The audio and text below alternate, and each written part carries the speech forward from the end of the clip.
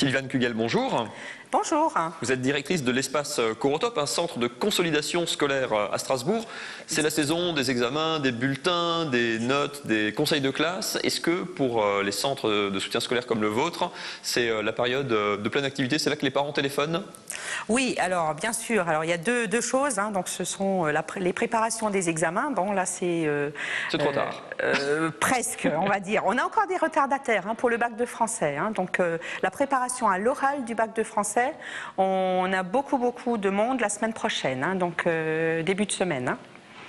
Et pour la suite, c'est plutôt pour, dans la perspective des vacances, pour rattraper le retard, ce qu'on n'a pas compris pendant l'année.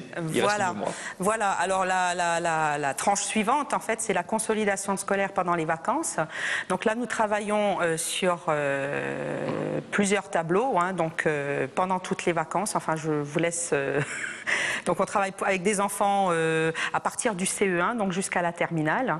Et le principe, donc notre méthode, consiste à faire passer un test d'évaluation à l'enfant sur le programme de l'éducation nationale de l'année en cours et des 2 années qui précèdent, de manière à avoir une photographie précise de ses connaissances et aussi de ses lacunes. Qui est-ce qui vous téléphone? Ce sont des parents, on va dire, inquiets? C'est toujours justifié, en fait, les gens qui viennent vous voir, ou parfois c'est juste les parents qui cherchent à se rassurer parfois?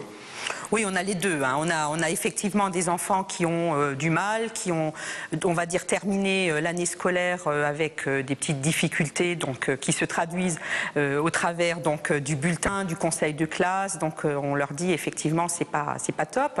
Mais on a aussi d'autres parents en fait qui sont plus inquiets pour que leur enfant améliore ses notes et soit encore meilleur, plus performant à la rentrée. Voilà. Oui. C'est quoi le profil type de la personne qui vient chez vous? Quelqu'un qui a des lacunes seulement dans certains domaines?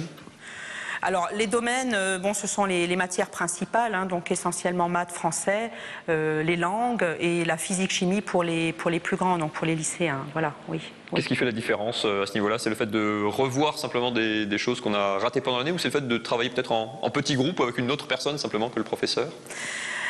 Oui, en fait, comme je vous disais tout à l'heure, on a la particularité de faire passer un test d'évaluation sur l'année en cours et des 2 années qui précèdent, ce qui nous permet vraiment de cibler les lacunes. Et si les lacunes sont importantes par rapport aux années antérieures, bien évidemment, avant de nous attaquer à l'année en cours, on va combler ces lacunes, ce qui va permettre à l'enfant de reprendre confiance et de démarrer sa nouvelle année, en fait, sa rentrée, de manière beaucoup plus confiante et avoir de meilleurs résultats, bien évidemment. Voilà. On a toujours une image un petit peu chère de ce genre de cours. Est-ce que c'est accessible à tout le monde? Est-ce que c'est cher simplement de venir travailler pendant l'été? Alors évidemment, donc en termes de coût, selon les niveaux, il faut compter une trentaine d'euros pour les classes de primaire et pas loin de 40 pour les lycéens par heure. En revanche, on peut également proposer Corotop domicile. Donc le professeur vient à ce moment-là au domicile et là il y a effectivement une déduction fiscale, ce qui permet bien souvent à certains parents de pouvoir récupérer la moitié de la somme en termes de crédit d'impôt, oui. Vous n'allez pas vraiment me dire le contraire, mais est-ce que c'est toujours efficace, ou est-ce qu'il y a des élèves qui sont dans une démarche où on sait dès le départ que ça ne marchera pas? Alors oui, effectivement, ça marche à condition que l'enfant soit volontaire et acteur de sa formation.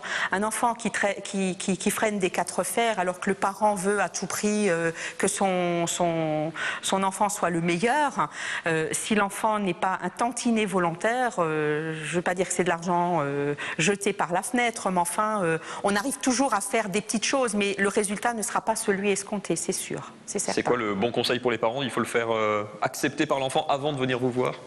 Pas forcément, c'est-à-dire moi je vois systématiquement les enfants et les parents en entretien, je discute avec les enfants donc pour justement aussi faire prendre conscience aux jeunes de l'impact que va avoir le travail qu'on va lui proposer, parce que comme dit, ce ne sont pas les parents qui vont travailler, c'est pas moi qui vais travailler à la place de l'élève, ni même les professeurs qui donc vont s'articuler autour de l'élève, c'est bel et bien l'enfant l'enfant qui doit être acteur de sa formation. Donc s'il ne comprend pas l'intérêt de venir, je dirais, gonfler et dire voilà, je viens, je travaille pour moi, ne serait-ce que 2 heures de temps en temps pendant les vacances, 2 heures par jour, de temps en temps pendant les vacances, de manière à ce qu'à la rentrée, je sois plus, comment dirais-je, plus serein et que j'aborde la rentrée avec moins de peur au ventre. Voilà. Merci, Sylviane Cugal.